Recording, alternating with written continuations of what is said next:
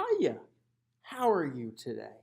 This is Mr. Quinn coming at you live, except not live, from room 114 to talk to you, AP Psychology students, about personality. Now, the first question is, do you have a good personality? Responses? I'm waiting. Get it? You can't respond because it's a video. Yeah. Anywho, a reminder that for Unit 10 of the course, for our personality unit, it is going to be pretty much an independent study, except with a video lecture from me.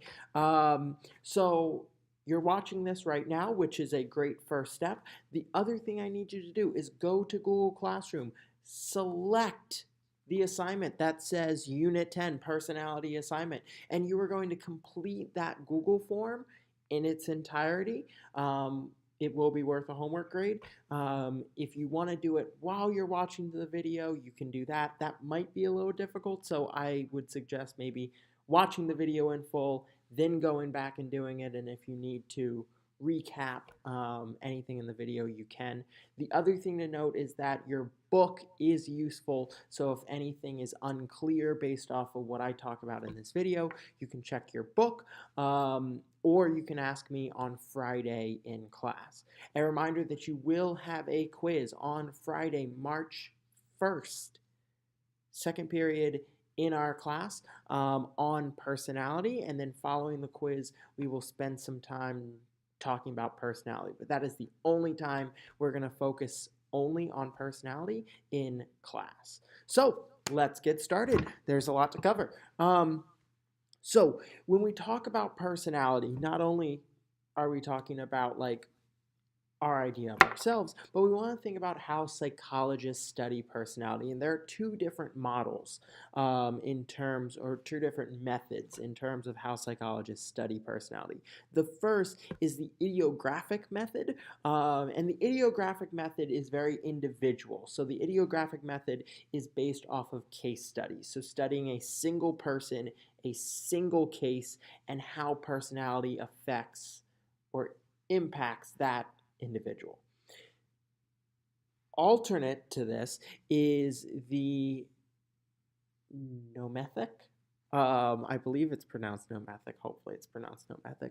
The nomethic method, and this is more general. This is for groups. So this is where psychologists give tests to a whole bunch of people, and they try and come up with overarching ideas of personality. We'll talk a little bit later about some nomethic methods. In fact, many of the psychologists that we're going to study obviously are nomethic, are doing their studies nomethically because they're trying to find from a selection of a group applying things to a whole. And so we'll see whether or not that's valid or not when we critique some of these theories later on. We're going to do this by looking at all of the different approaches to psychology. So looking at personality through the different approaches. The first one, and the one that I would say isn't all that important, but it's important to note, is the biological and evolutionary perspective. The first people to ever study personality recorded were the ancient Greeks. Hippocrates actually studied personality and said that personality is 100% biological, 100% hereditary. And then there was a physician, I believe his name was Galen, who said that the way personality is determined is by your four humors. And so how liquid or fluids in your body are, the amount of those fluids determines your personality. It's really weird. He said that the amount of blood in your body causes cheerfulness, while the amount of phlegm in your body causes calmness or lack thereof. Black bile is the cause of depression, while yellow bile is the cause of irritability. So Thanks, ancient Greeks. Really helpful. So we're moving right along. The other thing that's important to note is that back in the day, it was believed that you could like feel someone's skull or feel someone's muscles, and that was a way of determining their personality based off of the biological way that their muscles are. Not true.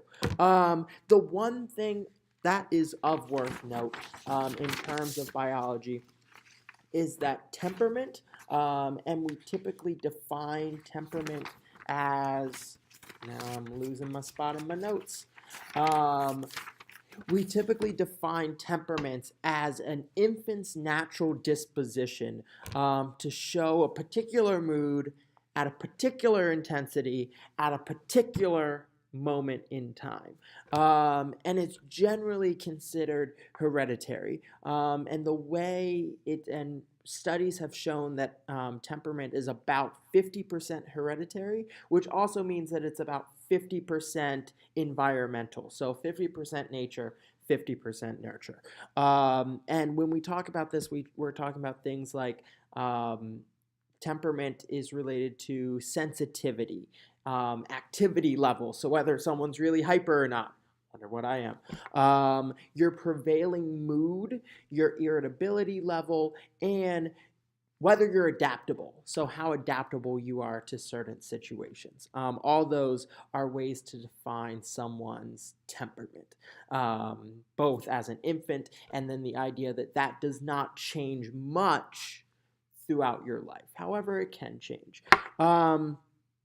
Also, just of note, it is also believed by some psychologists, David Buss is an example, that personality does play a role in natural selection, right? So this idea that people who are extroverted, who have an aversion or who are more likely to interact with the environment and not focus on self, and those who are agreeable tend to survive in terms of that survival of the fittest mentality, because in order to physically survive and in order to reproduce, David Buss would say that you need to be extroverted and that you need to be agreeable. And without those qualities, you wouldn't evolutionarily survive. Do with that as you will. It does make a bit of sense, but the next one that we're going to talk about is honestly the most significant in terms of probably how personality was viewed as for a long time, and honestly still how personality is viewed in a lot of ways, which is the psychodynamic or the psychoanalytic approach, which brings us back to our most well-known and famous psychologist, Sigmund Freud. And so Sigmund Freud actually has a lot of theories in terms of personality. And as with everything we've talked about regarding Freud so far, some of it, there's some validity, and some of it is complete and utter balderdash. Yes, I just used balderdash. I will once again comment on how odd it is to be filming this alone in a room, and I have to talk to an invisible audience, breaking the fourth wall. Anywho, Freud said that there were three components of your mind: the conscious, the conscience, the pre-conscience, and the unconscious. And so your conscious state, as you can probably imagine, is everything you're aware of at a particular moment. Everything you're aware of at this moment is your conscience. Your pre-conscience, on the other hand, is easily retrievable thoughts, memories, feelings, and once again, you can easily recall those things. However, your unconscious is something that actually is one of the things Freud is most remembered for, which is this idea that it's the largest part of your mind, and it's where you hide away all your impulses, all your wishes, all your socially unacceptable feelings. Um, and so, any thoughts or feelings that are threatening to your survival or threatening to society, they go deep into your unconscious. This is also where we talk about repression, and we'll get to repression a bit more in a little bit.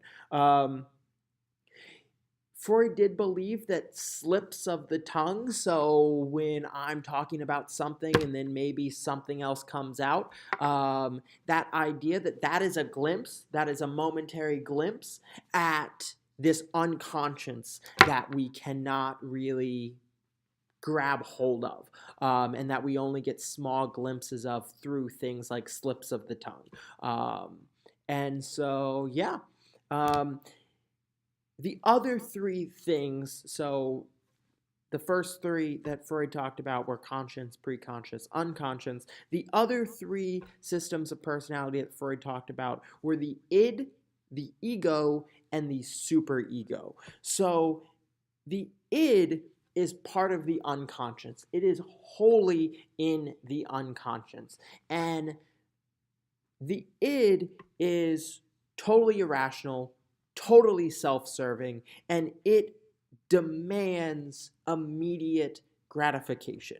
So the id adheres to what Freud calls the pleasure principle, and so the id is always focused on me, me, me, me, me, me, me, me, me, me, I want, give. And so it demands immediate gratification, and its main things are to avoid pain and to obtain pleasure. And obviously, because this is Freud, you can imagine that most of it has to do with sex. And so that's the id. The id is part of the unconscious, and it demands immediate gratification. So it's all the irrational desires, feelings that you want, and that your body acts on. And so if the id is in control, you're doing some pretty irrational things. The superego, on the other hand, mind you, I skipped the ego. We'll come back to the ego. So the id is over here. The superego is over here. And the superego is your conscience. So your superego is what tells you right from wrong, right? And your conscience, it punishes you and makes you feel guilty for some things that are socially unacceptable, and it rewards you and makes you feel good when you do good things, right? But either way, it delineates what is right and what is wrong in your actions and in your interaction with the world. And so what Freud describes this struggle as is a constant struggle between the id and the superego. And that right in the middle, the mediator between the two and the one that has to decide for the good of your survival what to act on is the ego. And so for Freud, you have the id, you have the superego. The id is the devil on your shoulder telling you, do this, do this, do this, do this, do this. The superego is the angel on your other shoulder saying, you know that's not right, don't do that, or it's the right thing, do it. While the ego is the one that has to decide between whether you're going to go with what you want, what you desire, that's sometimes irrational, and what you know is right, or go against what you know is wrong. And so this is one of the most important concepts that you need to know. And honestly, it's referred to outside of AP Psych circles too. It's some of Freud's ideas that have influenced other spheres of life. So id, superego, and in the middle, the ego is mediating between the two. Moving right along. So going along with this idea of how you regulate yourself, Freud also talked about, the ego has a lot of pressure on it. because it's constantly having to decide between these two angel and devil on your shoulder. And so the ego sometimes has defense mechanisms, and defense mechanisms are ways that we unconsciously deny, falsify, or distort reality. So when the ego is stressed out and needs to get away, these defense mechanisms are unconscious ways that the ego makes sense, or tries to avoid whatever's going on. And so the different types of ego defense mechanisms that Freud talks about: repression. So repression, this idea that you can push things, feelings, memories away into your unconscious. And so, you know, repressed memories, anything that is big trauma or big harm, typically ends up being repressed. Then there's regression. So, this idea that if you're fixated on something, you may regress, which means going back to an immature state. It's sometimes talked about that if you're faced with a lot of stress, a situation that makes you feel stressed out, you can sometimes revert to a more immature version of yourself in order to avoid whatever conflict it is you're dealing with. Rationalization. Rationalization is offering socially acceptable reasons for your inappropriate behavior. So I may have done this wrong thing, but I did it because da da da da da. Some sort of like rationalization, and I feel like we do this often. So I may have da da da da da. I may have stayed out late and missed my curfew, but I did it because I was helping a friend, right? When you know good and well that's not true, that you just went with that desire to stay out late, you listen to your id, but you're trying to reason with yourself, and that's the key here, is that you're doing it with yourself. Mind you, these defense mechanisms also apply when you're interacting with other people, but when we're talking about Freud is often talking about how you're communicating with yourself. Projection is attributing your undesirable thinking to others. So it wasn't me, it was my dad, and being with my dad made me think that, and so trying to get that undesirable thought. It wasn't me who was thinking that, but because I was exposed to this group of people or this individual, it influenced my mind. So projecting yourself, or the actions or thoughts of yourself onto someone else. Displacement is sort of along the same way. So the shifting blame, displacement. You'll typically They typically make fun of it in like TV shows and movies. It's like the circle of yelling. So the idea that like your boss yells at you, so that then you go home and you yell at your mom or your sibling, or if you're a parent, your kids, and then your kids might go yell at the dog, or vice versa. This idea that you can't yell back at your boss, or you can't yell back at your teacher, so you're going to go and yell at your friend or your sibling or someone who is less threatening than where you got in trouble from, and you're displacing that anger, you're displacing that mispleasure onto someone else. Reaction formation is acting in a way that's different. So maybe I really don't want to maybe I don't want to be at school at 6 p.m. recording this video for AP Psychology, but I'm here, I'm doing it, and so even though I might have a desire to sort of be upset, I'm going to go in the opposite direction and be like, all right, I'm going to make this as fun and entertaining as possible. Yes, indeedy dandy, I am. And so you go to the extreme. You go to the extreme opposite of what you might be inclined to do. I almost just said, does that make sense? But you cannot respond to me. So tell me on Friday if that makes sense.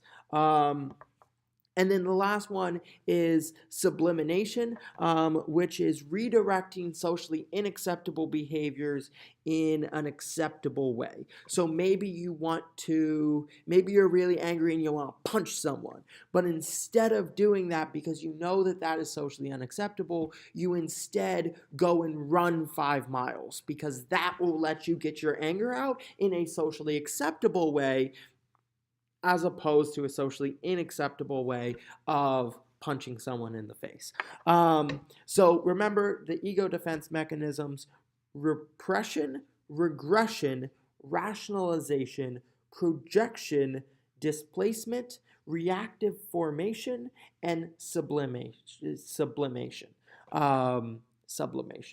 There we go. So those are the ego defense mechanisms.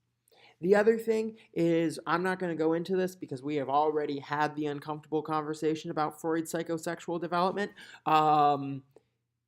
But please make sure that you go back to either your textbook or the PowerPoint from Motivation and Emotion that is on Google Classroom, and you take a look at Freud's psychosexual development, because there will be a question on your quiz Friday on Freud's psychosexual development. That is, don't tell classmates who don't take the time to watch this video, because that is a perk for you for sitting through this video.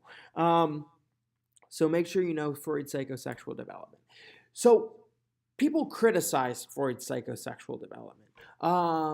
Lots of people did, as we talked about in class. There's lots that is questionable and disgusting and freaky about Freud's psychosexual development. And so these are some psychologists that, even though they are also psychoanalysts, they're in the same perspective of psychology as Freud, and some of them even worked side by side or underneath Freud at different institutions. They later on criticized Freud's sex theory and comes up with their own theories of development. So the first one we're going to talk about is Carl Jung. Carl Jung came up with this idea of you have a personal unconscious and you have a collective unconscious. And so the personal unconscious isn't that different than what Freud said the unconscious is. However, the collective unconscious is sort of this, like, it's made up of common themes that can apply to all people. So once again, less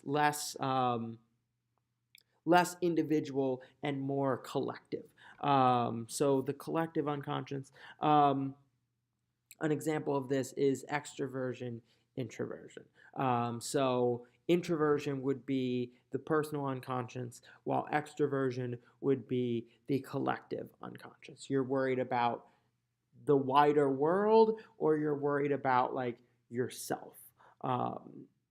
Neither is necessarily bad, but that's just how Carl Jung classifies it. The other thing is individualization, and please make sure this is different from individualism, which we're going to talk about in a little bit. So individualization is the process of psychologically becoming an individual, psychologically becoming oneself, is what Carl Jung refers to as individualization. And so that is taking the collective unconscious, those societal themes, and sort of creating your personal unconscious, your personal self from it. So that's Carl Jung. After Carl Jung, we have Alfred Adler. Alfred Adler talked a lot about individual psychology and doing things for the social interest, for your own social interest. And so Alfred Adler, the important thing to remember about him is that he he has this idea that everyone is striving for superiority. And in order to strive for superiority, you have to constantly deal with and you're constantly trying to compensate for your inferiority complexes. So these insecurities you have physically, mentally, socially about yourself. I'm not tall enough. I'm not pretty enough. I'm not strong enough. I don't have a physique that I should. I'm not good at speaking in front of people. All these inferiority complexes that you have about yourself, all these insecurities, you're constantly trying to compensate for. And so Adler thinks that life is pretty much you constantly trying to make do for these inferiority complexes, and that makes up sort of your personality, your temperament.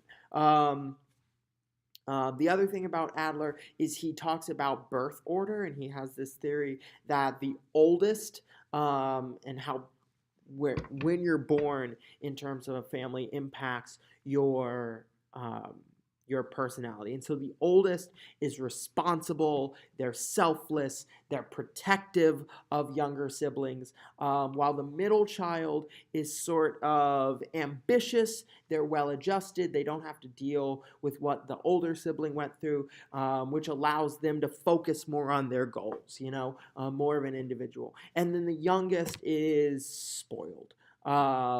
And sort of self-interested, but not in an ambitious way, and more in a, spoiled brat kind of way. Maybe don't put that on the AP exam, but I think that is the easiest way to remember it. And then finally, there's Karen Honey. And Karen Honey specifically went after Freud for only really considering the male perspective, particularly in his psychosexual development.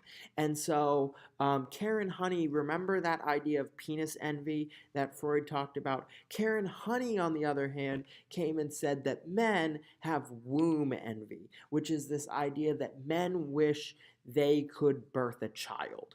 So Freud said all women want a penis. Karen Honey says all men wish that they could birth a child, and they have womb envy. Got to teach this stuff. And the other thing is that Karen Honey sort of acknowledged that men are envious of women and women are envious of men. That it's not a one-sided thing. That both are in competition, are envious of one another for different things. The other thing that Karen Honey said, not related to psychosexual development, but instead about like youth development, is that young people are helpless and they feel threatened, and that they need to cope through this feeling of insecurity, and that they do so by showing affection, by being hostile towards others, and by withdrawing from relationships. And Karen Honey said that as adults, if you do all three of these things, so if you show affection in some circles, if you show hostility in some circles, and if you withdraw from some relationships, then you're healthy. You need a mix of both. You need a mix of all three. However, Karen Honey warned that if you only do one of those things, so if you only focus on affection, if you only are hostile, or if you only withdraw, that those are causes of mental illness. Once again, that is just what Karen Honey thinks. Obviously, it's more complicated than that, because once again, when we're talking about psychoanalysis, it's the psychoanalytic perspective or the psychodynamic perspective, it's all introspection, and so it doesn't account for the environment or any of that. But yeah, so that is the psychodynamic or the psychoanalytic approach. Moving right along, we have the humanistic approach. And the humanistic approach, the most famous humanist that we've already talked about is Maslow and Maslow's hierarchy of needs. And so Maslow's holistic dynamic approach is pretty much that your personality is made up between this competition between what society wants and what you want for self-actualization, and that these two things are in conflict with one another and help shape your personality. So that's Maslow. Along with Maslow, we have Carl Rogers, and Carl Rogers says that everyone has a self theory, that everyone is born with what we call unconditional positive regard, which at the beginning of the video and at the beginning of your assignment on Google Classroom, when I asked you, or when I told you rather, that you have a great personality, it's perfect, it's fantastic, it's exceptional, unconditional positive regard. Carl Rogers believes that you have unconditional positive regard for yourself, and that you have this innate need to get unconditional positive regard from everyone else in society. And that obviously you don't. And so your life is a search for that unconditional positive regard.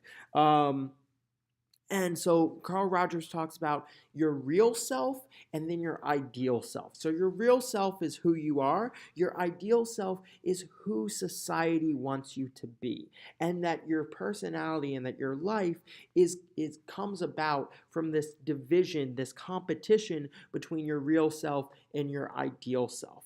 And that these two are, and this is the word that you should use for your assignment in answering this question, is that Carl Rogers said that the real self and the ideal self are incongruent. They are incongruent with each other. They are not lining up. There's some math for you. Incongruency. So the real self and the ideal self are incongruent with each other. And Carl Rogers' own idea of self-actualization is what he called fully functioning. So to be fully functioning, you have to have achieved accepting yourself, achieved unconditional positive regard, achieved this idea that regardless of not necessarily meeting the idea of the ideal self, that I accept my real self. I may still be striving to be a better person, but I accept my real self, and that Carl Rogers says that if you do that, you are fully functioning. So that's Carl Rogers and the humanist approach. Next, we have the behavioralist approach. We're not going to spend a lot of time on behavioralists. The big behavioralist that you need to know in this course is B.F. Skinner. And so B.F. Skinner, and sorry, I didn't mean in this course, I mean in this unit.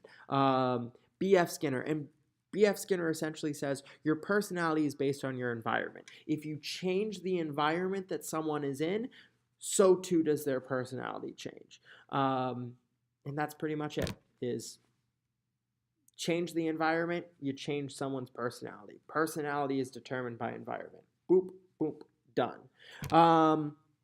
Next, we're going to talk about the cognitive and the social cognitive or social learning theory. So putting together socially and cognitively. So what you think and what you experience in society. This is a long video. Stick with me.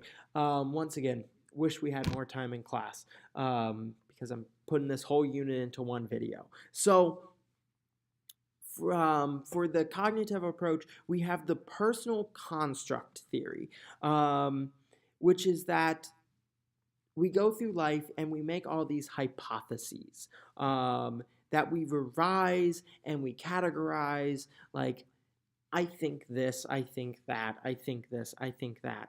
And sort of it's how you interact with the world. So it's, you may develop this idea that, school is not for you, school is a thing that is against you, and that develops your personality. That this person, this guy in your class is the coolest person you've ever seen, and that you have to impress him, and that in order to impress him, you're going to do X, Y, and Z. And so this idea of making hypotheses about how you interpret the world around you, the people and things and experiences around you and how that impacts your personality development. Next one is Albert Bandura. Albert Bandura is another pretty significant psychologist. And Albert Bandura, despite actually being an operant a behavioralist and a fan of operant conditioning for most of his career, actually later on determined in his own understanding that observational learning was more important than anything else. That observational learning is more important than operant conditioning. And he came up with this idea, and this is the most important idea that you need to know, reciprocal determinism.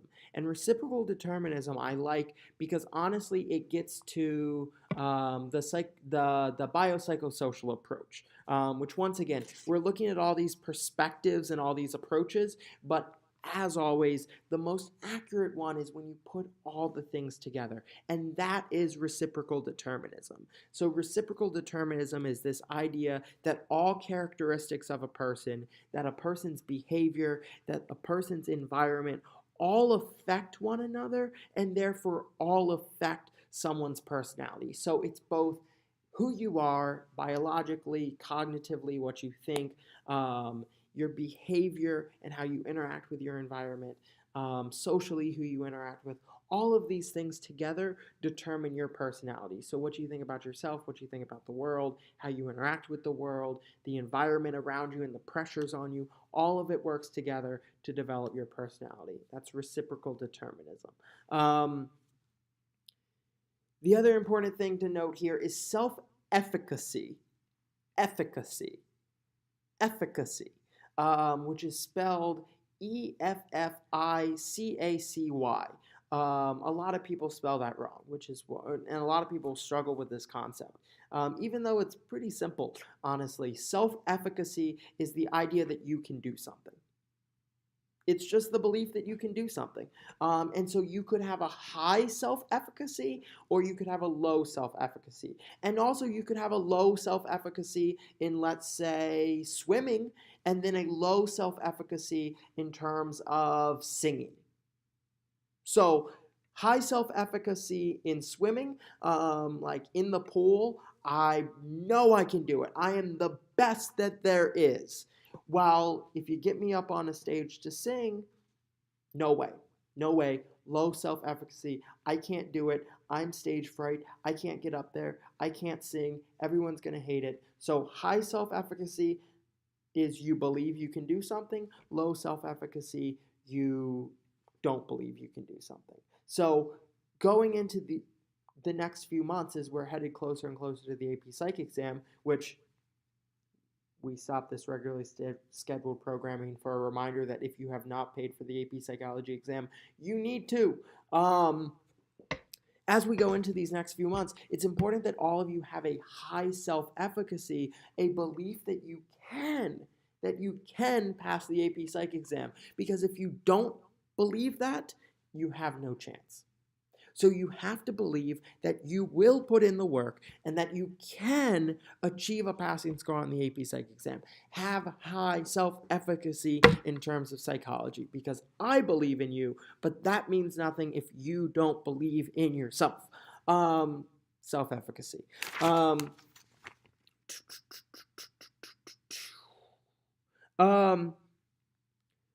Social learning theory, which is Julian Rotter, he emphasizes locus of control. So once again, locus of control, we talked about this before. Several of the things in this unit we've talked about before. But locus of control is the idea, do you have control of something or does someone else have control of something? Is it in your control or is it out of your control? And it goes back to how you reason things, how you explain things, and definitely relates to defense mechanisms too. Is it within your locus of control, or was it the bus fault? Was it the bus's fault that I'm late? Or was it my teacher's fault that I didn't pass the class? Or is it my parents' fault that I am blaming someone else, or accepting like this is within my locus of control and it's my responsibility.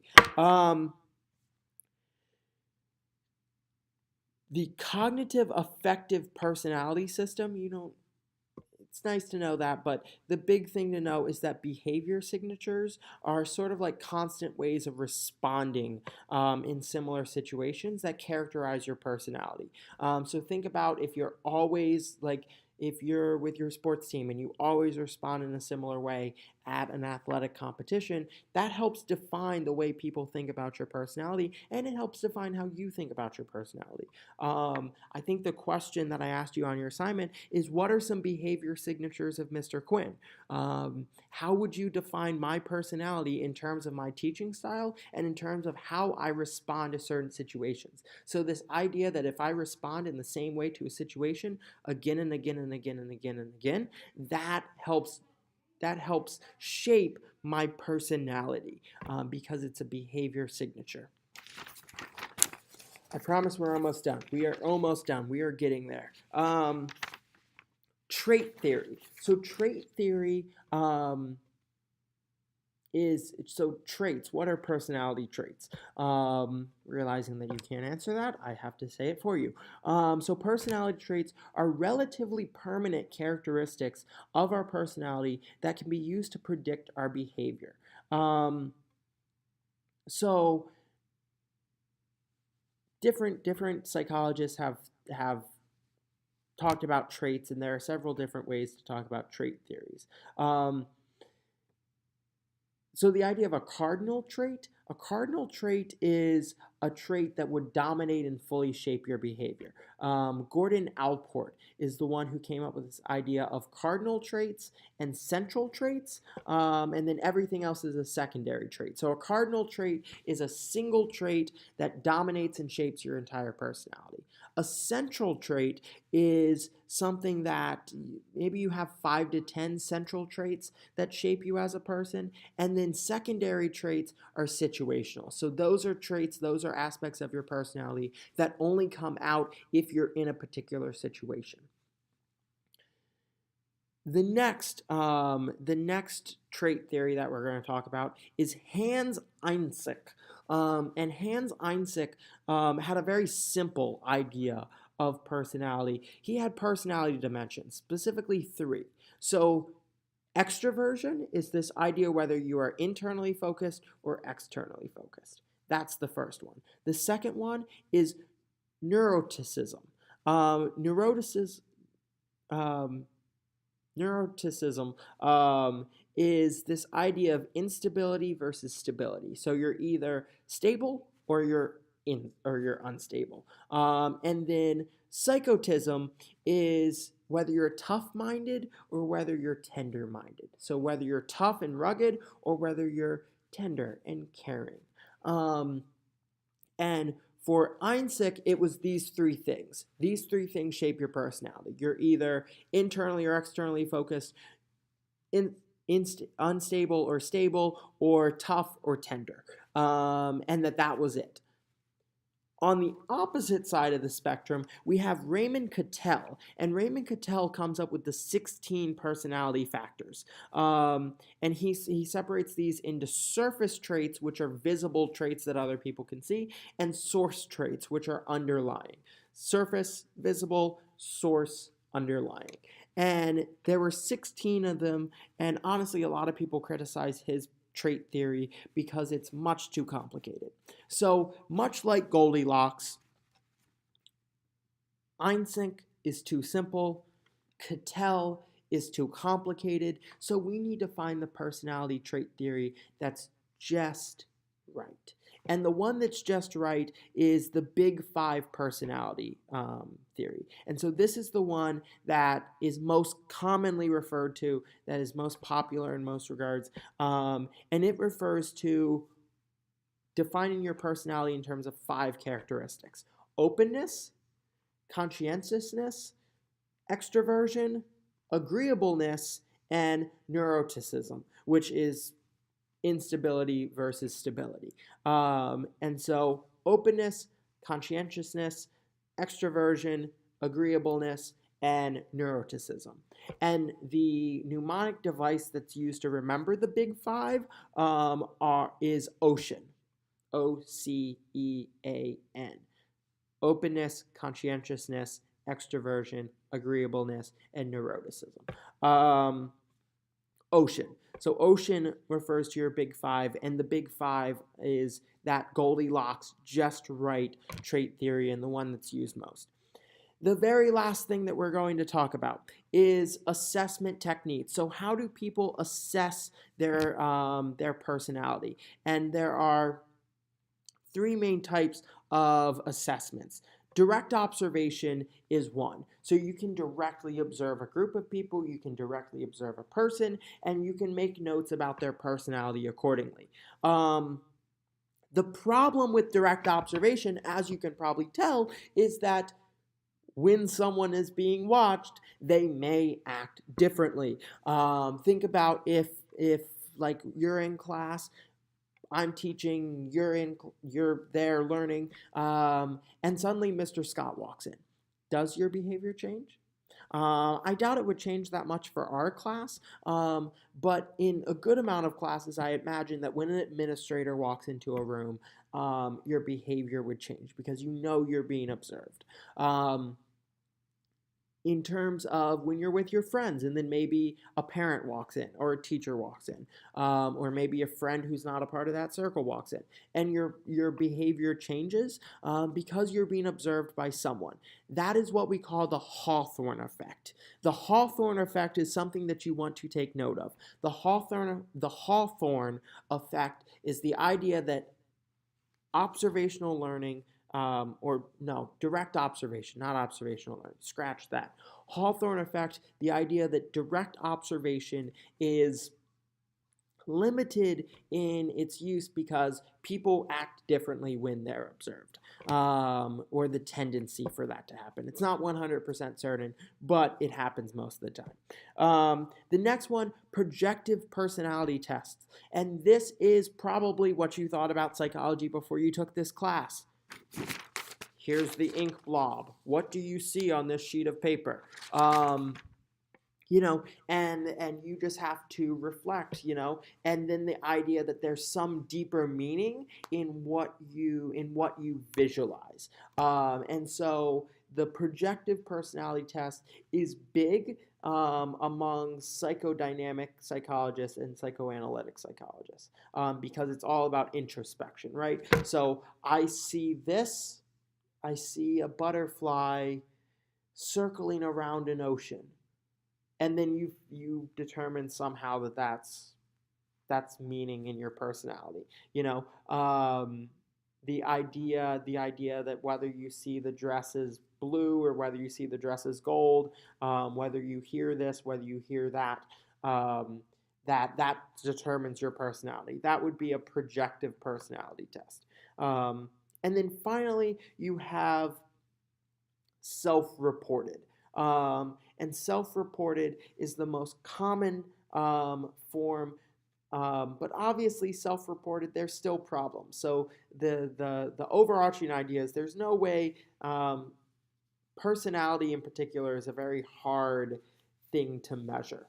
And self-reported, so this is most commonly when you answer a ton of questions, and then based off of your responses to the questions, that determines your personality. And so if you've ever heard of the Myers-Briggs test, if you ever take the silly test online, sort me into my Harry Potter house, what kind of Neopet am I? What kind of cartoon character am I? TV show character, whatever it might be. So both in silly ways and in more serious ways like Myers-Briggs or other valid personality tests.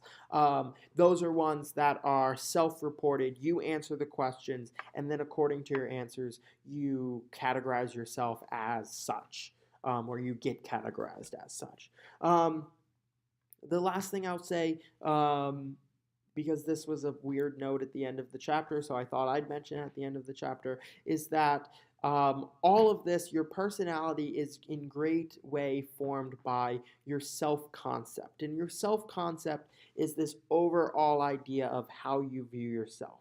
And part of self-concept is your self-esteem. Your self-esteem whether you view yourself as worthy or whether you view yourself as unworthy, whether you think highly of yourself or whether you think lowly of yourself. That is part of your self-concept. Your self-concept is made up of more of that, but a lot of personality comes down to self-concept and self-esteem. So whether you categorize your personality as good or bad. So this was sort of a way to circle the video back to where we started. And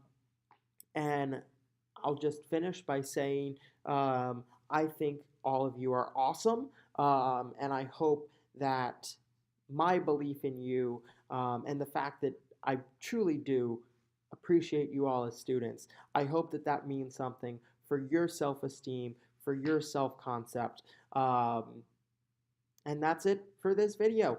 Please bring any questions that you might have to class on Friday. Be prepared for that quiz. And at this point, if you haven't already taken a look, go to Google Classroom and complete the assignment on Google Forms. That'll be due on Friday and should be completed prior to coming to class and will be worth 50 homework points. So stay awesome. Bye-bye.